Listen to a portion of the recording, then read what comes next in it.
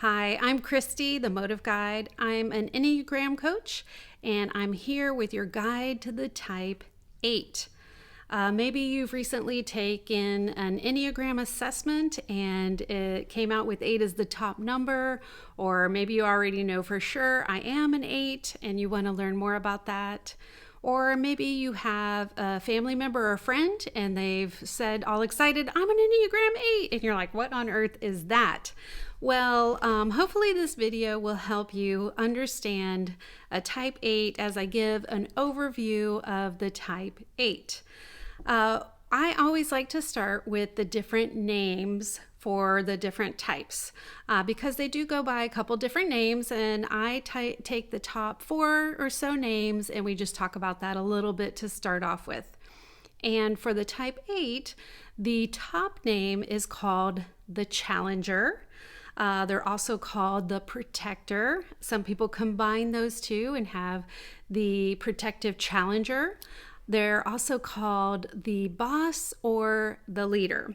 So let's talk about why they are called these different names.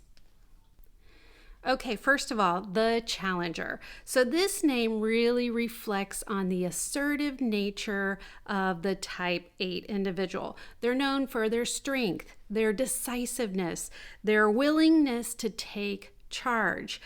Challengers are not afraid to speak up, right? They're not afraid to confront obstacles head on. And that's exactly why this name is great for the Type 8. Next is the name, the Protector. So this name really highlights the motivation behind some of the things that the Type 8 does. They're really trying to protect themselves and those that they are really close with. Type 8s have this kind of tough and hard exterior, but they really have a strong sense of justice and a desire to shield even the vulnerable people in their lives. Their assertiveness can be seen as a safeguard against perceived threats. And that's why the Protector, or even the Protective Challenger, if you combine those together, suits the Type 8 so well. A side note here is the Type 8s are in the gut or instinctual triad. So those 3 types are types 8, 9, and 1. All 3 of those types are in this triad. They really have a strong sense of their gut intuition. They really can act on those instincts and do really well acting on those instincts.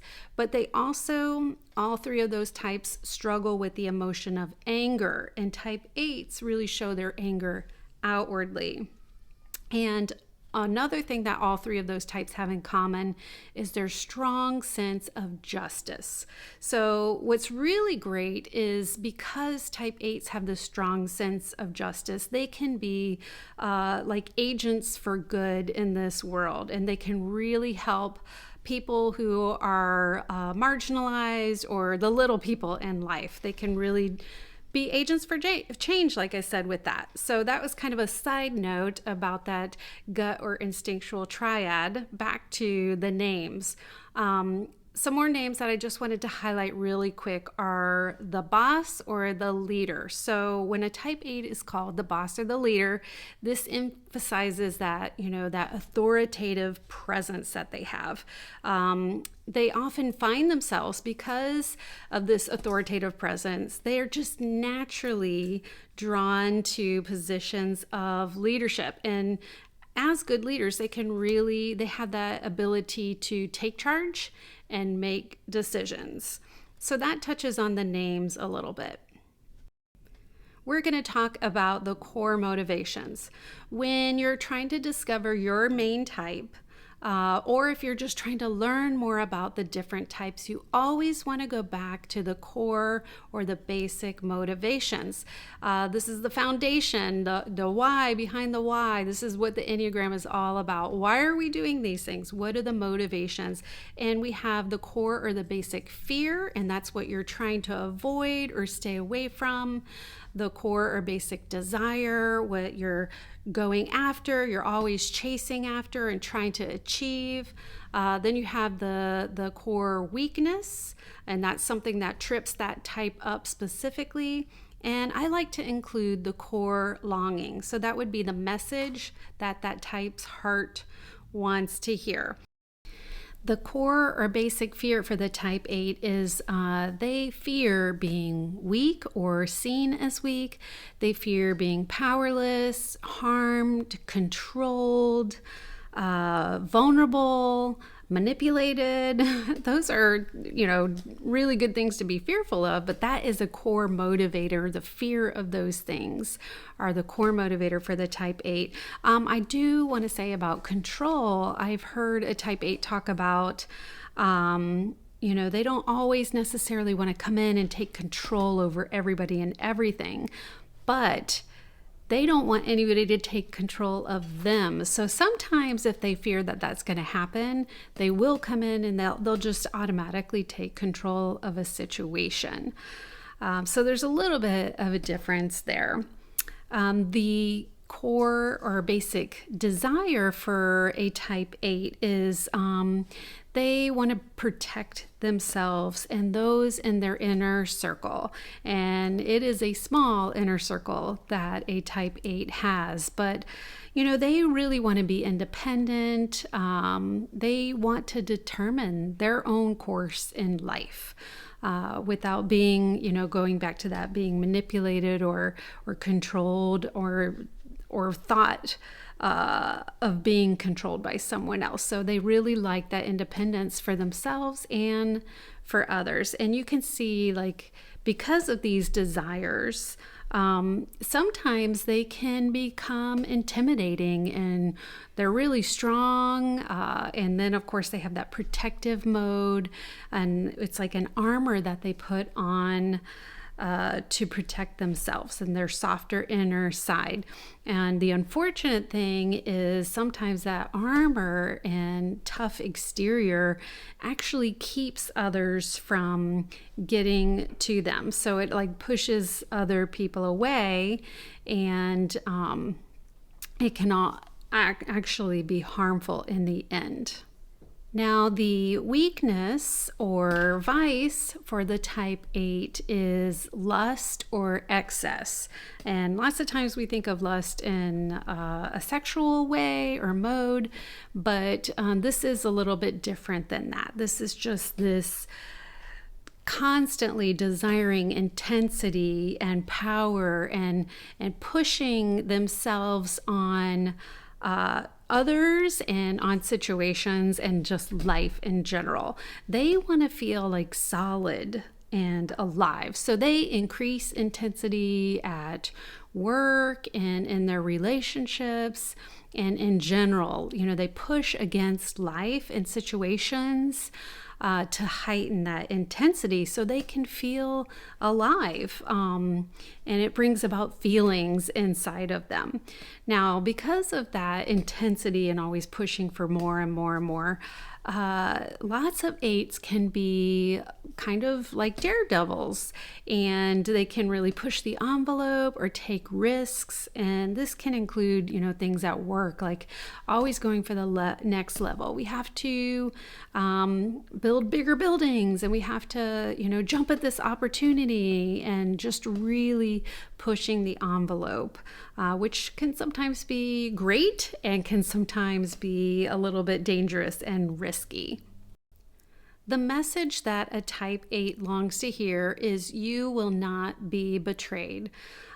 You can see how that message kind of ties back with the desire to protect themselves. They don't want to be betrayed. They don't want to be manipulated by other people or taken advantage of.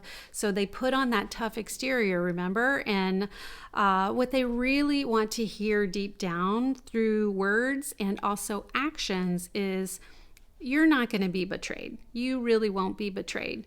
But we've seen with the weakness how that intensity can get stronger and stronger. And unfortunately, sometimes that can actually push people away, which in turn feels like betrayal to a type 8.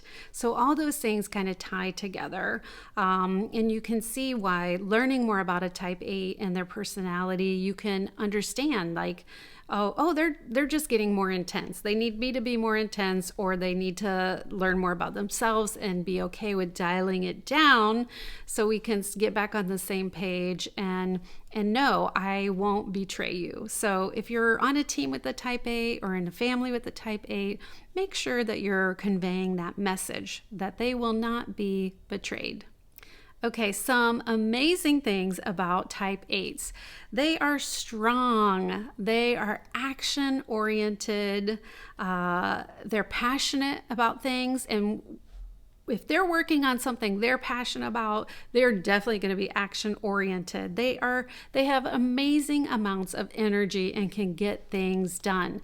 They're decisive and they're confident. This is great to have on a team, especially if you have a team that has people that have a hard time making decisions, people that aren't confident. Well, you need that type 8 to come in and all of them to get on the same page, and they're really going to be able to get things done with that type 8's confidence and decisiveness. So those are awesome things that a type 8 brings to the table. Okay, now for some areas for growth for type 8s. As with all types, you have your strengths, you have your weaknesses. Sometimes your strengths become the weaknesses. We kind of talked about that a little bit in the weakness of lust and excess, but there's always room for growth about the Enneagram. So one thing I want type 8s to think about and work on is realize that being blunt and direct can sometimes hurt others. Even though you don't intend for your message to come across that way, it can easily hurt other types. So learning that, and then work on being softer in your communication. That's going to take you really far in your leadership skills. Next, find someone that you can trust and allow them to tell you when you need to maybe dial down your intensity, or allow them to tell you when you've become too abrasive in your communication. And here's the catch: you need to listen to them. Trust them and listen to them. Take their advice and don't get rid of them. Keep them in your life and listen to them. All right, next, work on getting in touch with your softer, more gentler side, and try to express more of those emotions. So this is called being vulnerable, right? And it takes work for all of us, but especially for type 8s. It takes a lot of brave vulnerability for you to allow people to see that softer side of you. And lastly, I want you to, whenever you start to feel confrontational or reactive, instead of just acting on your impulses, try to just step back, take a breath, stop what you're doing, and just kind of see where the energy is going in your body and see what it's doing to you. And then, just try to work on that self-awareness side of it. I feel activated, I feel reactive and confrontational. I'm going to feel what it does to my body. And then I'm going to think, do I really need to raise the level of intensity this much? Often just bringing awareness to what you're doing and how you're reacting, just bringing the awareness is going to bring about a lot of change in and of itself. When I do coaching sessions, we talk about these levels and areas of growth a lot more. So I hope this helps you know a type 8 better. If you would like to grow more type 8s, I have 5 sessions where we take a deep dive into your type. I have 5 specific sessions for all the different types. And in these sessions, we take a deep dive into your core motivations. We uncover blind spots. We talk about paths of growth, paths of stress. We talk about levels of health and wings and all kinds of stuff. And all of that is to help you grow to your healthiest level possible. So that might be something that you're interested in.